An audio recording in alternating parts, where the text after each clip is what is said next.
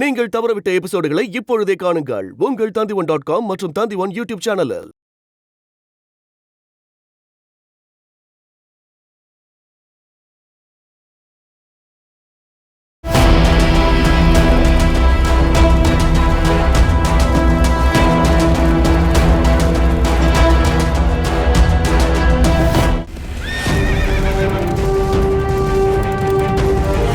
குரு ஜீலம நோக்கி ஏன் போறான்? அது பௌரவ ராஜ்யத்துக்குள்ள போகும். அவங்கிட்ட என்ன திட்டம் இருக்குன்னு தெரியல. ஒரு மனுஷனுக்கு மரணம் கண்ணுக்கு தெரியும் போது அவன் அவனோட வீட்டை நோக்கி தான் ஓடுவான். அந்த அலெக்சாண்டர் கிட்ட இருந்து அவனை யாராலையும் காப்பாற்ற முடியாதுன்னு புரிஞ்சிருச்சு. அதனால உயிரை காப்பாத்திக்கிறதுக்காக பௌரவ ராஜ்யத்தை நோக்கி ஓடுறான். இந்த கோழை இப்போ என்ன பண்றான்னு நாமளும் போய் பார்க்கலாம். கிளம்புங்க. போ.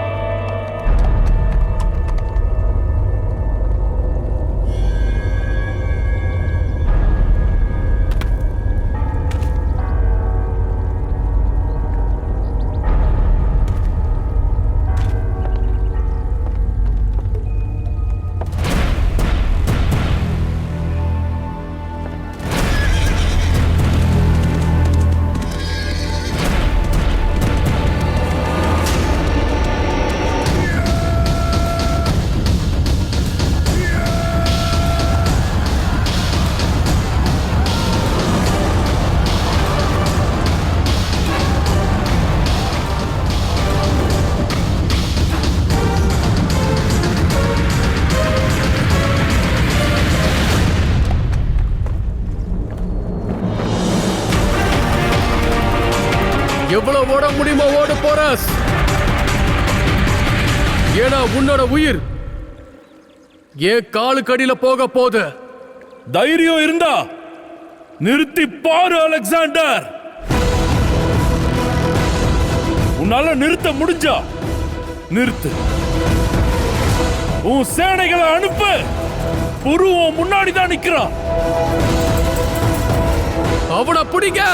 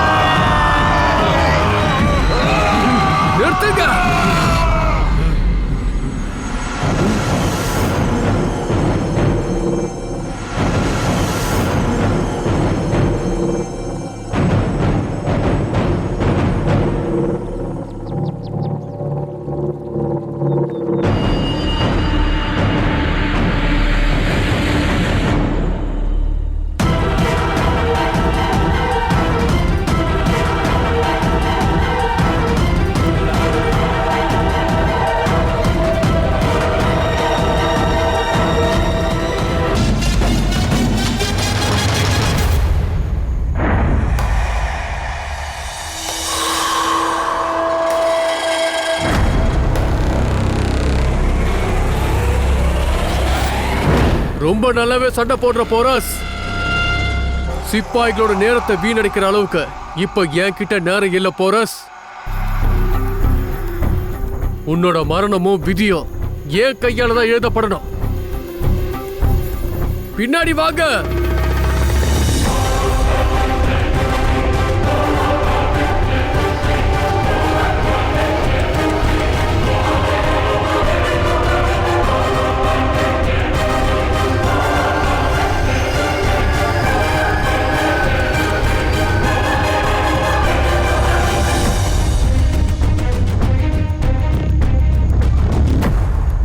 இல்ல பொறு, நீ என்கிட்ட கேக்குறத கண்டிப்பா என்னால பண்ண முடியாது. லாச்சி, நீ இதை செஞ்சுதான் ஆகணும். நம்ம தாய்நாட்டுக்காக நீ இதை செய்யணும். நான் ஏதாவது செஞ்சு அலெக்சாண்டரை பாலத்துக்கிட்ட வர வச்சிருவேன். அதுக்கப்புறம் நீ தான் அதை செஞ்சு முடிக்கணும். லாச்சி, நான் வேற யார் மேலையும் நம்பிக்கை வைக்க முடியாது.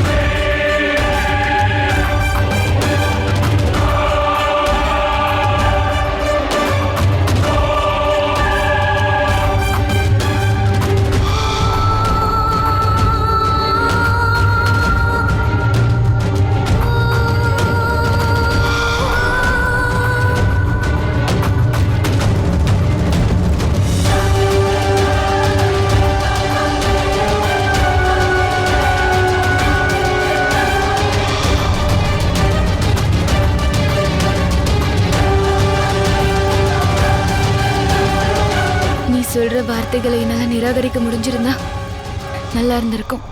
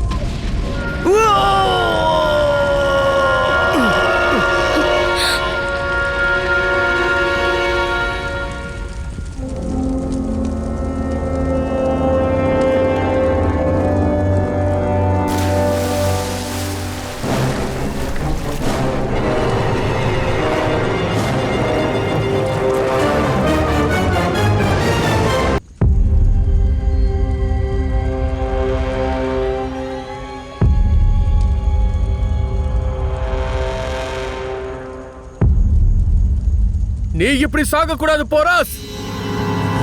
நீ ஏன் கையால தான் சாகணும்.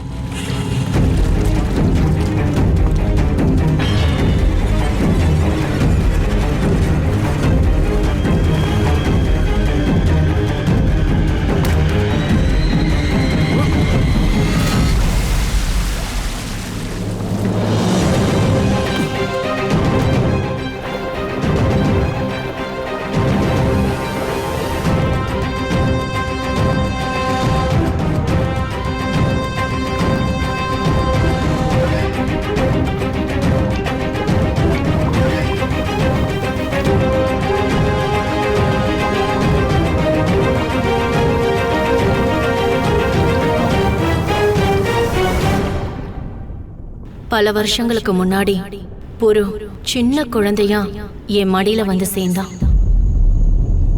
ஏன்னா அவன் தான் தாய் நாட்டுக்கு காவலனா இருக்கணுங்கிறதுக்காக அவன் உயிரை காப்பாத்தின. வரலாறு திரும்பவும் நடக்கும்.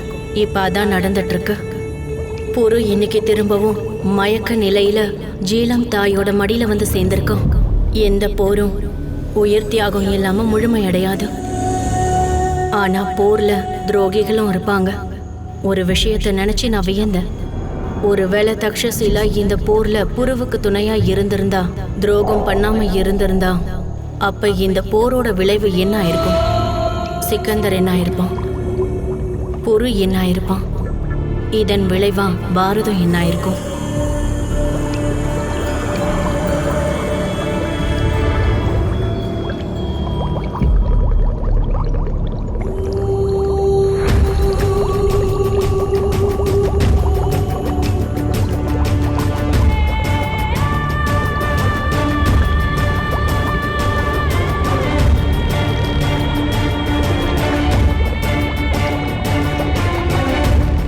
இந்த உலகத்தை பொறுத்த வரைக்கும் இதுதான் இந்த போரோட முடிவு. ஆனா எனக்கு நல்லா தெரியும், இது புருவுக்கும் சிக்கந்தருக்கும் நடக்க போற மகா யுத்தத்தோட முதல் அத்தியாயம் இனிமேதான் ஆரம்பிக்க போகுதுன்னு எனக்கு தெரியும். ஒரு மகன் தன் தாய் நாட்டை காப்பாத்துறதுக்காக அவன் உயிரையே தியாகம் பண்ண துணிஞ்சிட்டான். இப்ப தான் மகனோட உயிரை காப்பாற்ற வேண்டியது இந்த தாயோட கடமை.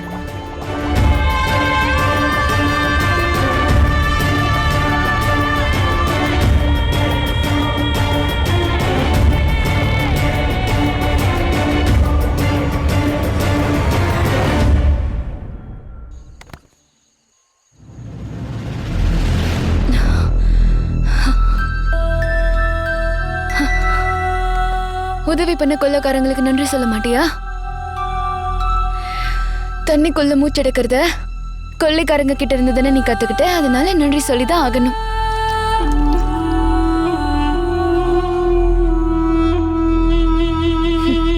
நீ நடிச்சது போதும், கண்ணை தர போறோம்.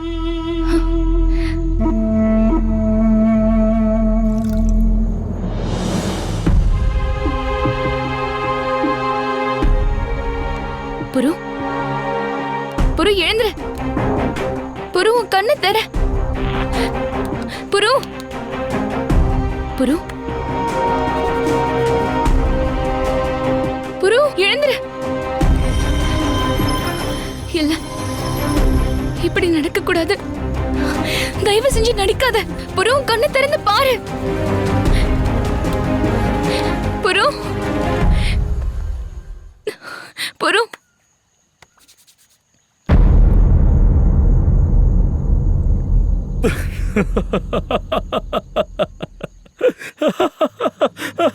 லாச்சி,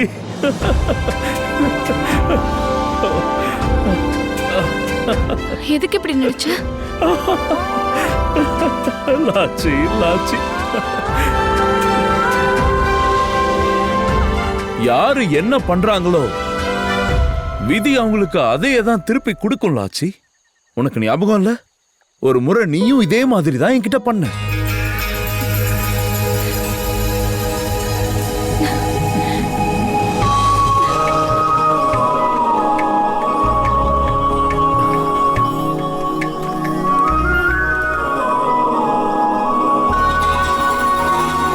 ஒருவேளை உனக்கு ஏதாவது ஆயிருந்தா? லாச்சி புரு கூட இருக்கிற வரைக்கும் இந்த புருக்கு என்ன ஆகும் சொல்லு?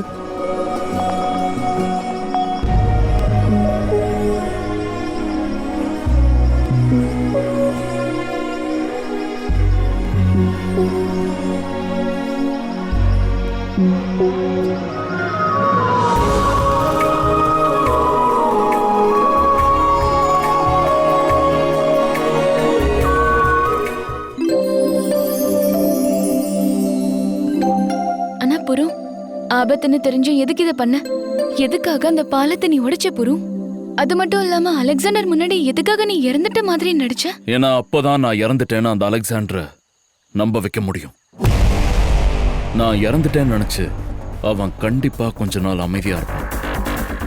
அந்த நேரத்தை பயன்படுத்தி நான் அடுத்த தாக்குதலுக்கான திட்டம் போடுவேன். ஒருவேளை நான் இறக்கிறத அவன் கண்ணால பார்க்கலன்னா அவன் பௌரவ ராஜ்யத்துக்கு என்ன பின்தொடர்ந்து வந்திருப்பான். அதனாலதான் நீ பாலத்தை உடைச்சிருக்க. ஏன்னா ஒருவேளை அலெக்சாண்டரை நினைச்சாலும் அவன் பௌரவ ராஜ்யத்துக்கு வந்து சேர முடியாது.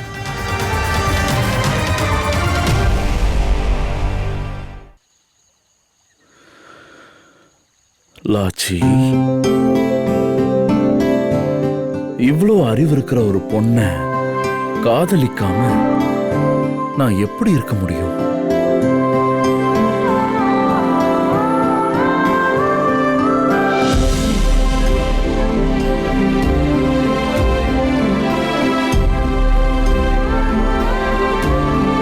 அலெக்சாண்டர் ரொம்ப தந்திரமானவன். உனக்கு தெரியுமா, நீ உண்மையாவே இறந்துட்டியான்றது தெரிஞ்சுக்கிறதுக்காக அவன் ஜீலம் நதியிலேயே குதிச்சிட்டான். நானும் அவன் சீக்கிரம் வெளியே வந்துருவான்னு நினைச்சேன், ஆனா வரவே இல்லை. அவனோட வீரர்கள் அவனை தண்ணில இருந்து வெளியே இழுத்துட்டு வர வரைக்கும் அவன் அங்கேயேதான் இருந்தான். அவனாவே வெளியே வரவே இல்லை. அவன் இப்படிதான் பண்ணுவான்னு எனக்கு தெரியும் லாச்சி. ஆனா அந்த அலெக்சாண்டருக்கு நான் ஒரு கொள்ளையன்னு தெரியாது. என்னால ஒரு ஆமை மாதிரி தண்ணிக்குள்ள மூச்சை பிடிச்சிட்டு இருக்க முடியும்னு அவனுக்கு தெரியாது. ஆனா பரவாயில்ல, தாய் ஜீலம் அவனுக்கு கருணை காட்டிட்டா. ஒருவேளை ஜீலம் தாய் அவனோட உயிரை எடுத்திருந்தா அப்ப நான் என்னோட வேலைய முடிக்க முடியாம போயிருக்கும்.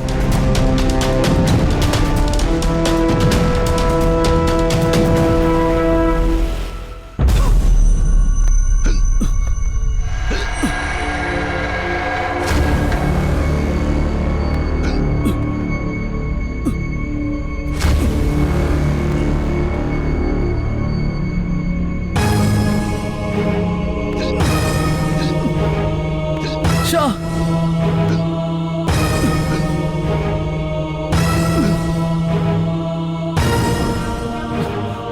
எழுந்திருங்க ஷா, கண்ணை திறங்க, கண்ணை திறங்க.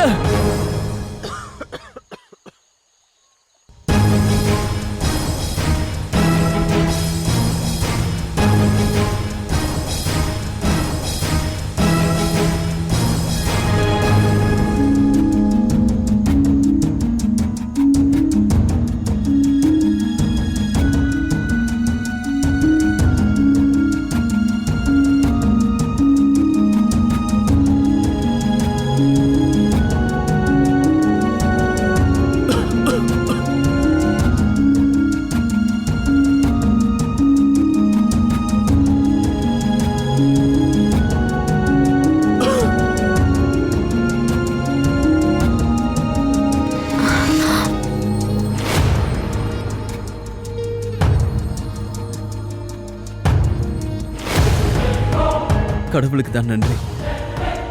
ஹுசூர், உங்களுக்கு ஒன்றும் ஆகலைல்ல?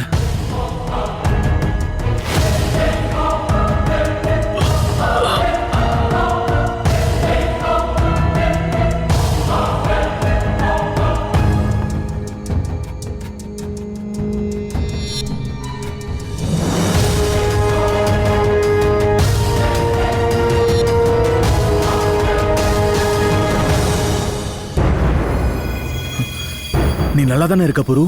நல்லா இருக்கேன். சரி, அவர் எங்க? இந்த பக்கம் வா.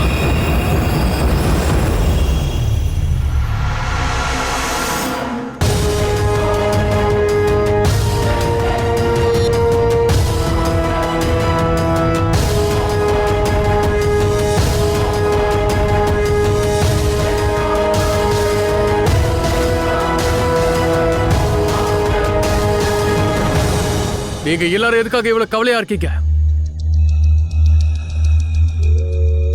பாருங்க, நான் நல்லா இருக்கேன். உங்க ஷாக்கு எதுவும் ஆகாது. நான் கடவுள் ஜியூஸோட மக மட்டும் கிடையாது, நானே ஒரு கடவுள் தான். கடவுளுக்கு மரணமே இல்லை. அதனால உங்க அலெக்சாண்டருக்கும் என்னைக்கும் மரணம் இல்லை.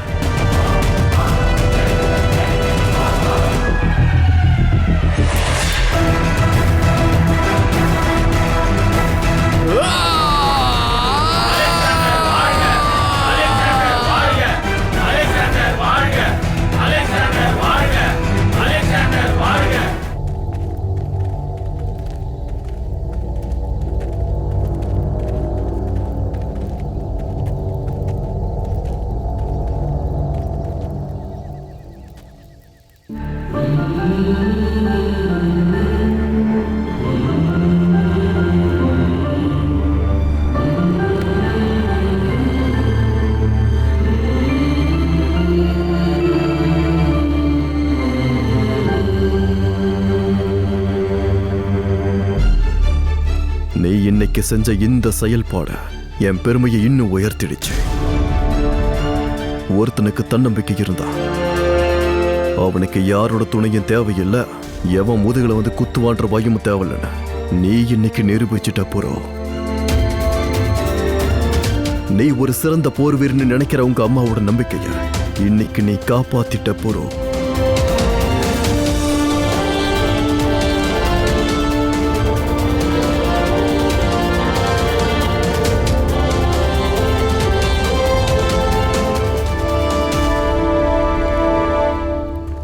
தக்ஷஷீலா துரோகம் பண்ணதுக்கு அப்புறம் உங்க உயிருக்கு என்ன ஆகுமோன்னு நாங்கெல்லாம் பயந்துட்டோம் மகாராஜா. ஆனா நீங்க எப்படி இங்க வந்தீங்க?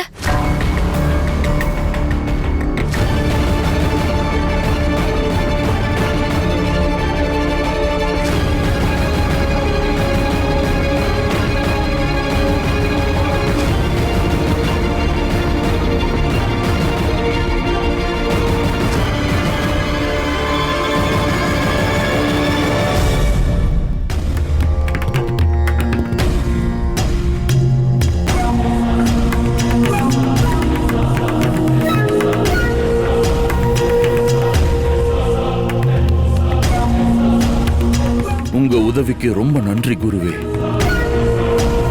நீ நல்லபடியா திரும்பி வந்ததுக்கு அந்த கடவுளுக்கு நன்றி சொல்லு. தண்ணிக்கு அடியில இவ்வளவு நேரம் மூச்சை பிடிச்சிட்டு இருக்கிறது உண்மையிலேயே உன் உயிருக்கு ஆபத்தா இருக்கும். உங்க துணை இருக்கும்போது என் உயிருக்கு எதுவும் ஆகாது. உங்களோட வழிகாட்டல் மூலமா தான் என்னால இலக்கை அடைய முடிஞ்சது. எப்பவுமே ஞாபகம் வச்சுக்க, காத்து எப்பவும் ஒரே திசையிலேயே வீசாது. தக்ஷஷீலாவோட துரோகம் எனக்கு தெரிய வந்ததும் உங்களோட எச்சரிக்கையால தான் குருவே அலெக்சாண்டரை விட என்னால ஒரு அடி முன்னாடி இருக்க முடிஞ்சது. எச்சரிக்கை கொடுக்கறதுனால எதுவும் மாறிடாது, அதை புரிஞ்சுக்கிறவங்கள பொறுத்தது. தக்ஷசீலாவோட சேனையின் உதவி இல்லாம இன்னைக்கு நீ பண்ணுனது பாராட்டுக்குரியது. ஆனா நான் இன்னைக்கு மிகுந்த வேதனையில இருக்கேன். சூரியனுக்கு கிரகணம் பிடிச்சிருச்சு.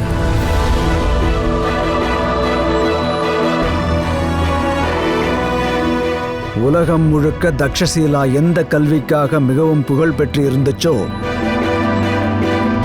எந்த தக்ஷசீலாவுக்காக என்னுடைய முழு வாழ்க்கையையும், என்னுடைய கல்வி, அனுபவம், அறிவுன்னு எல்லாத்தையும் அர்ப்பணிச்சனோ, அந்த தக்ஷசீலா தன்னுடைய லாபத்துக்காக உனக்கு எதிராக துரோகம் பண்ணிடுச்சு. நம்முடைய தேசத்தையே தலை குனிய வச்சிடுச்சு. பாரதத்தோட வரலாற்றிலேயே தக்ஷசீலா சிறந்த அத்தியாயத்தை எழுதியிருக்கும். ஆனா அந்த தக்ஷசீலா வரும் தலைமுறைக்காக இருண்ட அத்தியாயத்தை எழுதிருச்சு.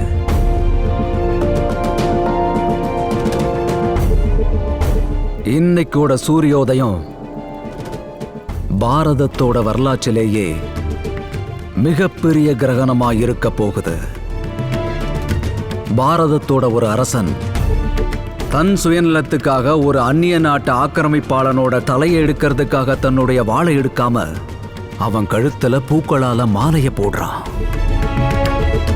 யாருடைய கைகளை எடுக்கணுமோ அவன் முன்னாடி கும்பிட்டு நிப்பான், கும்பிட்டு நிப்பான், கும்பிட்டு நிப்பான். தக்ஷசீலாவுடைய அரசர் அம்பிராஜோ, என்னுடைய மகன் யுவராஜ் அம்பிகுமாரும் உங்களை வரவேற்கிறோம்.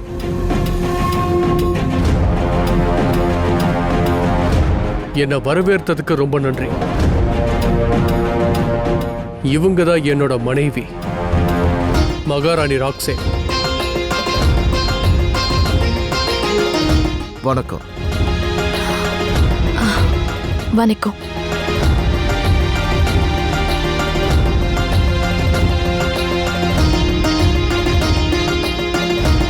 வணக்கம். பாரதவாசிகள் கிட்ட ஒரு விசித்திரமான விஷயத்தை பார்த்தேன். பாரதவாசிகள் வரவேற்கும் போது எதுக்காக நீங்க கையால கும்பிடுறீங்க? விருந்தினர்களுக்கு பாரத கலாச்சாரப்படி நாங்க இப்படித்தான் மரியாதை கொடுப்போம். அந்த விருந்தினர்கள் தெரிஞ்சவங்களோ இல்ல தெரியாதவங்களோ, ஜாதி மதம் எந்த வித்தியாசம் இருந்தாலும் சரி, அவங்களை இப்படித்தான் நாங்க வரவேற்போம்.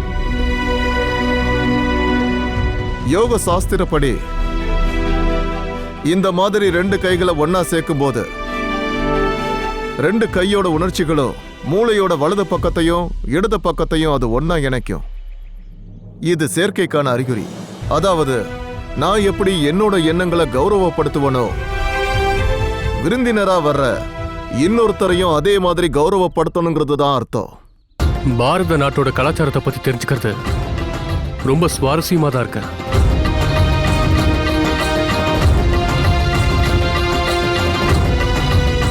பாரசீகத்தோட சேர்த்து பாரதமும் எனக்கு ரொம்பவே பிடிச்சிருக்கு. தக்ஷஷீலாவை பாரத கலாச்சாரத்தோட தூணுன்னு சொல்லுவாங்க. இனி வரலாறுல தக்ஷஷீலாவுடைய மரியாதை அதிகமாகும். ஏன்னா தக்ஷஷீலா இப்போ ஷா அலெக்சாண்டர் கூட ஒன்னா கை கோர்த்து நிக்க போகுது. போரஸ ஒப்படைச்சு நீங்க கொடுத்த சத்தியத்தை நிறைவேற்றிட்டீங்க. இது அலெக்சாண்டரோட சத்தியம். தக்ஷஷீலாக்கு என்னால எந்த ஆபத்து இனி வராது. உங்க மக்களும் உங்க ராஜ்யமும் பாதுகாப்பா இருப்பாங்க. இதுக்கப்புறமா பாரதத்தை நோக்கி பயணிக்க நீங்க உங்க ராஜ்யத்துல எங்களோட படை வீரர்கள் தங்க இடம் கொடுக்கணும். எங்களுக்கு யுத்தத்தை விட அமைதியில தான் நம்பிக்கை அதிகம். அதனால தக்ஷஷீலாவுடைய பாதுகாப்புக்காக நான் என்ன வேணாலும் பண்ணுவேன். பார்த்த தக்ஷஷீலாவோட பாதுகாப்புக்காக நீங்க நதியில தாக்குதல் பண்ணதை பார்த்தேன்.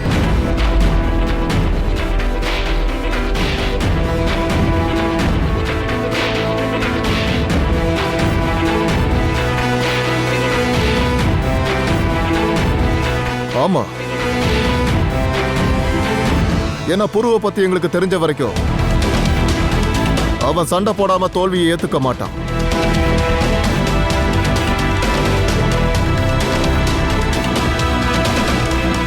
இதோட புருவை உங்ககிட்ட ஒப்படைக்கிறதுக்கு இதை தவிர எங்களுக்கு வேற வழி தெரியல.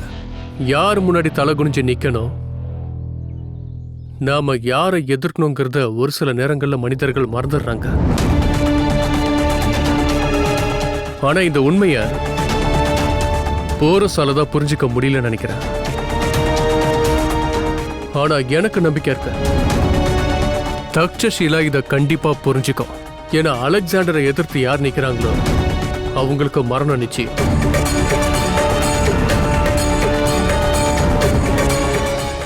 எப்படி எப்படி காயப்பட்ட ஒரு மனுஷன் மொத்த சேனையோட கண்ணுல மண்ணை தூவிட்டு பாதுகாப்பு வளையத்தையும் தாண்டி எப்படி அவனால வெளியில போக முடிஞ்சது? பம்னி இங்கிருந்து தப்பிச்சு போனது எப்படி உங்களுக்கு தெரியாம போச்சு? எப்படி? இப்படியே இங்க நின்னு நான் பேசுறத நீங்க எல்லாம் கேட்டுட்டு இருக்க போறீங்களா, இல்ல அவனை தேட போறீங்களா? போய் தேடுங்க.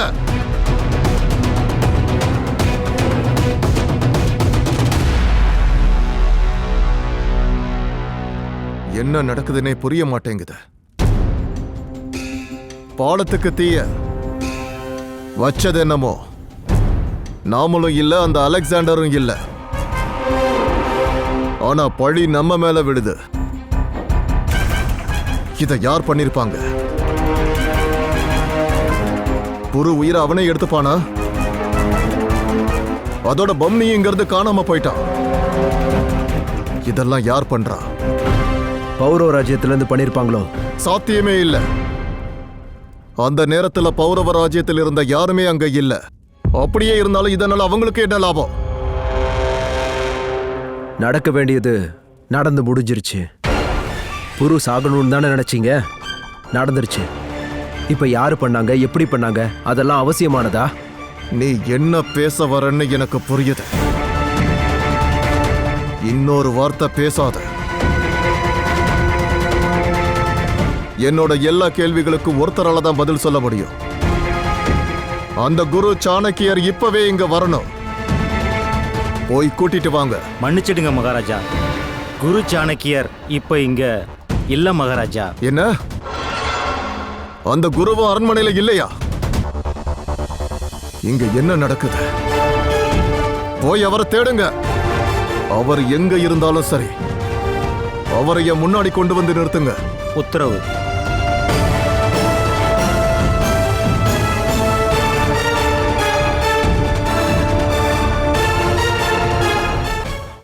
காத்து இன்னைக்கு இந்த பக்கம் வீசும், நாளைக்கு வேற பக்கம் வீசும். சில நாளைக்கு அலெக்சாண்டர் விருந்தோம்பல்ல சந்தோஷமா இருக்கட்டும். அதோட தக்ஷசீல அரசர் அம்பிராஜ் தான் செஞ்ச துரோகத்துக்கான வெற்றியை கொண்டாடட்டும். ஏன்னா சரியான நேரம் வரும்போது 2 பேரும் அவங்க பண்ண தப்புக்கான தண்டனையை அனுபவிப்பாங்க. சிங்கத்தை தோக்கடிக்கிறது சுலபம் பொறு, நரி அப்படி அல்ல. நீ உன்னுடைய கண்களால அலெக்சாண்டருடைய போர் நெறிய பார்த்திருக்க. அவனுடைய எண்ணங்கள் எப்போதும் எதிரியை விட 5 மடங்கு பெரியதா இருக்கு. அவனை முதன்முறையா சந்திச்சப்பவே அவனுடைய பலம் எனக்கு தெரிஞ்சிருச்சு. அலெக்சாண்டருக்கு முன்னாடியே பல பேரரசர்கள் இந்த முழு உலகத்தையும் தன்னுடைய கைக்குள்ள கொண்டு வரணும்னு நினைச்சிருக்காங்க. அவங்களுக்கும் அலெக்சாண்டருக்கும் என்ன வித்தியாசம்னு தெரியுமா உங்களுக்கு? அவங்க தங்களுடைய வெற்றிக்காக கடவுள்கிட்ட பிரார்த்திப்பாங்க. ஆனா அலெக்சாண்டர் தன்னைத்தானே கடவுள்னு சொல்லிக்கிறான். அதோட கடவுளை நிறுத்துறது அவ்வளவு சுலபம் கிடையாது.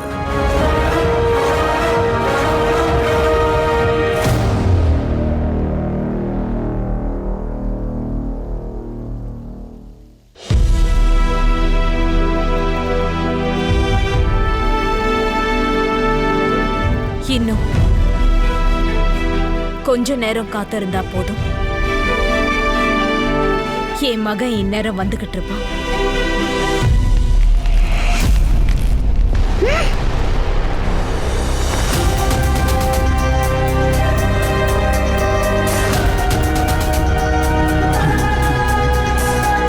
என்ன பண்றீங்க? இவனை எங்க கூட்டிட்டு போறீங்க? மலை, என்ன விடுங்க, என்ன விடுங்க சொல்றேன்ல. மலை,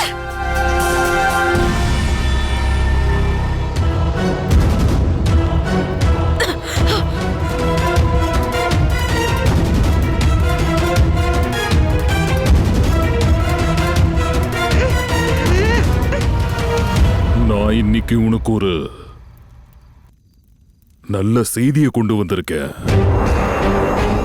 இந்த செய்தியை நீ கேட்டதுக்கு அப்புறம் தேசபக்தி பத்தி பேசுற பேச்செல்லாம் அமைதியாயிடும். உன்னோட மகன் புரு அலெக்சாண்டர் கூட நடந்த போர்ல இறந்துட்டா.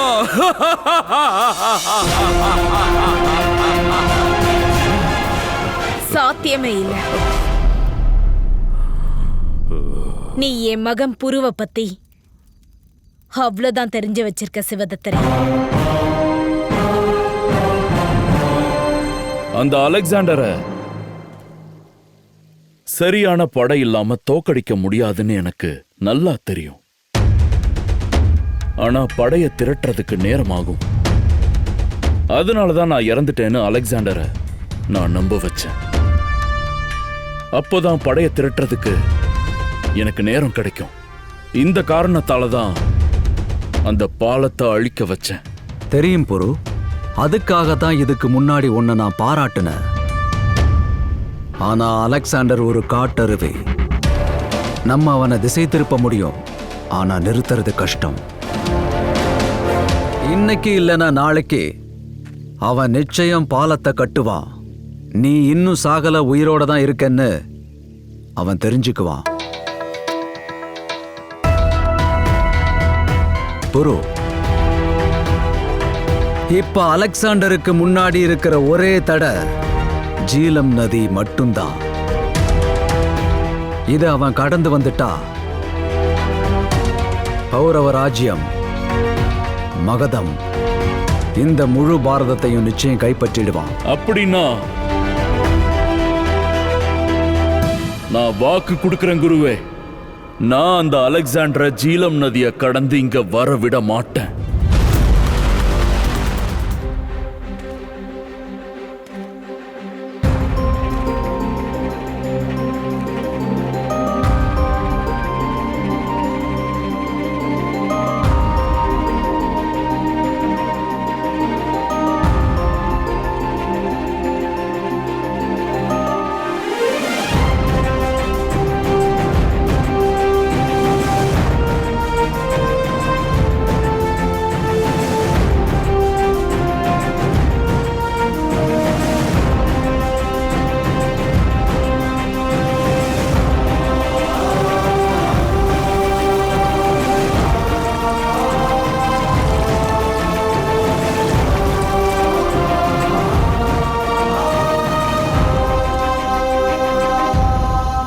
எந்த ஜீலம் தாய் எனக்கு உயிர் கொடுத்துச்சோ அந்த ஜீலம் தாயோட தண்ணிய சாட்சியா வச்சு புருஷோத்தமன் என்னும் நான் ஒரு சத்தியம் பண்றேன். என் தாய் நாடான பாரதத்துக்குள்ள அந்த அலெக்சாண்டரை இன்னொரு அடி முன்னாடி எடுத்து வைக்க விட மாட்டேன். அவன் 7 கடல்களை தாண்டி என் பாரதத்துக்கு வந்திருக்கட்டும். அவன் ரத்தத்தை நதியா பாய்ச்சிருக்கலாம். ஆனா தேவைப்பட்டுச்சுன்னா நான் அவன் சேனைகளோட ரத்தத்தால ஒரு பெரிய கடலையே உருவாக்குவேன். கொள்ளக்காரனா இருக்கும் போதே நான் என்னோட தாய்நாட்டோட மரியாதையை யாரையும் கொள்ளையடிக்க விட்டதில்லை. இப்போ என் வாழ்க்கையோட இலக்கு ஒன்னே ஒண்ணுதான். நான் அந்த அலெக்சாண்டரை என் தாய்நாட்டுல அவன் கால் பதிய விட மாட்டேன். அதுக்காக உயிரை கொடுக்கணும்னாலோ இல்ல எடுக்கணும்னாலோ இந்த புரு தயாரா இருப்பான்.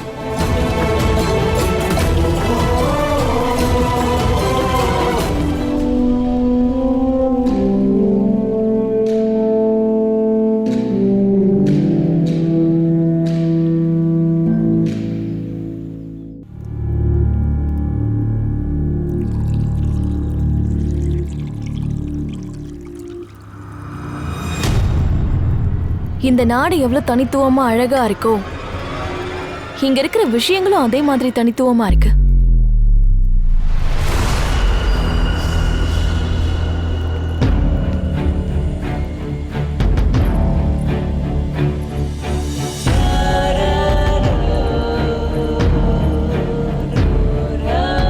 அழகான இந்த சிலைகள், இங்க இருக்கிற காத்து,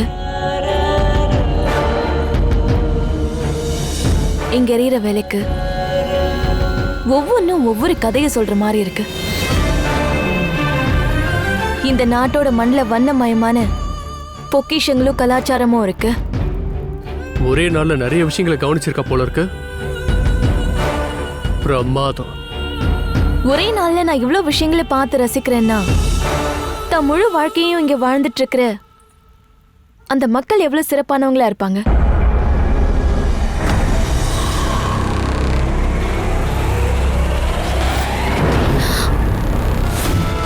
அப்படி என்ன சிறப்பை இங்க நீ பார்த்துட்ட? சிறப்பு இல்ல, மகிமைய. அப்படி இல்லைன்னா தைரியத்தை. இததான். அவன் சாதாரணமானவன் கிடையாது. கடவுளோட மகனுக்கும் சேனைகளுக்கும் நடுவுல தனியா நின்னுட்டு இருந்தா அவன். தன்னோட பாரதவாசிகள் துரோகம் பண்ணதுக்கு அப்புறமும் அவனோட நோக்கத்தை விட்டு அவன் விலகல. அவன் உங்க முன்னாடி நின்னு பல நஷ்டங்களை உண்டாக்கியிருக்கான். அது மட்டும் இல்ல, அவன் செத்துட்டானான்னு பார்க்க நீங்களே நதியில குதிச்சீங்க. போரிஸ் ஒரு அற்புதமான போர் வீரன். நான் நினைச்சதை விட 100 மடங்கு திறமைசாலி. போர்ல ஜெயிக்கிறவன மட்டும்தான் சிறந்த போர் வீரன்னு சொல்லுவாங்க. நான் உயிரோட இருக்கிறத பார்த்தோம், அவன் தன்னோட உயிரை விட்டதை பார்த்தோம். சிறந்த போர் வீரன் யாருன்னு இந்நேரம் உனக்கு புரிஞ்சிருக்கணும். உன் பிரச்சனை தான் என்ன ராக்ஸன்? இந்த கண்களை பாரு. கண்களோட மொழி உனக்கு புரியலையா?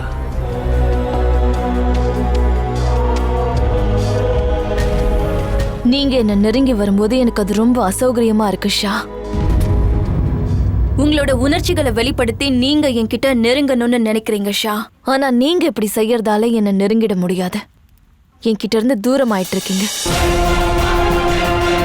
நீங்க உங்களை என் முன்னாடி எவ்வளவு பலசாலியா வேணாலும் காட்டிக்கோங்க ஷா. ஆனா என் மனசுல உங்களுக்கான எண்ணங்கள் மாறவே மாறாத.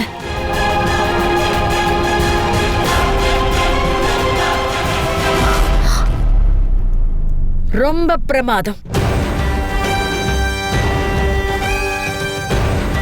ஒரு நல்ல விவாதம். நாம கொஞ்சம் பேச வேண்டியிருக்கு. நான் கேள்வி கேட்டுட்டு போனதுக்கு அப்புறம் நீங்க மறுபடியும் உங்க விவாதத்தை தொடங்கலாம். உன் கண்ணு முன்னாடி போரஸ் நதியில மூழ்கிறத பார்த்ததுக்கு அப்புறம் நீயும் நதியில குதிக்க வேண்டிய அவசியம் என்ன வந்துச்சு? ஏன்னா எதிரியோட சாவை பார்க்க கூடாது, அத நாம உணரணும். கேவலம் ஒரு கோழைக்காக ஷா ஏஷியா தன்னோட உயிரையே பணயம் வைக்கிறது முட்டாள்தனம் இல்ல, முட்டாள்தனத்தோட உச்சம் அலெக்சாண்டர். போரஸ் உண்மையிலேயே இறந்துட்டானா இல்லையான்னு தெரிஞ்சுக்கணும்னா உன் சேனை சிப்பாய்களுக்கு கட்டளையிட்டு இருக்கணும். அவங்க போரஸோட பணத்தை உன் காலடியில கொண்டு வந்து போட்டிருப்பாங்க. அதுக்கப்புறம் அவனை உன்னோட கையால நீயே புதைச்சிருக்கலாம். உன் உயிருக்கு ஆபத்துன்னு தெரிஞ்சும் எதுக்கு இதை பண்ண?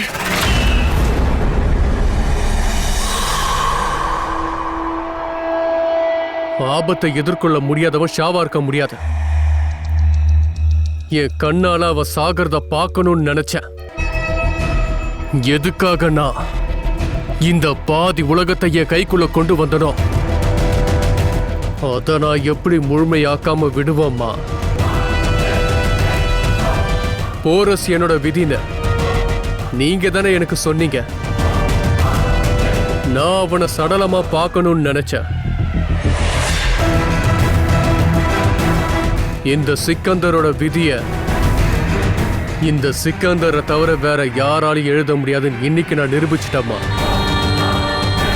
ஒராக்களோட வார்த்தைகள் சிக்கந்தரோட வளர்ச்சியை தடுத்து நிறுத்த முடியாதுமா. தங்க நகரமான பாரதத்தை என் கைக்குள்ள கொண்டு வரதை யாராலையும் நிறுத்த முடியாது. Catch us on TV, Tandivan.com, Facebook and YouTube.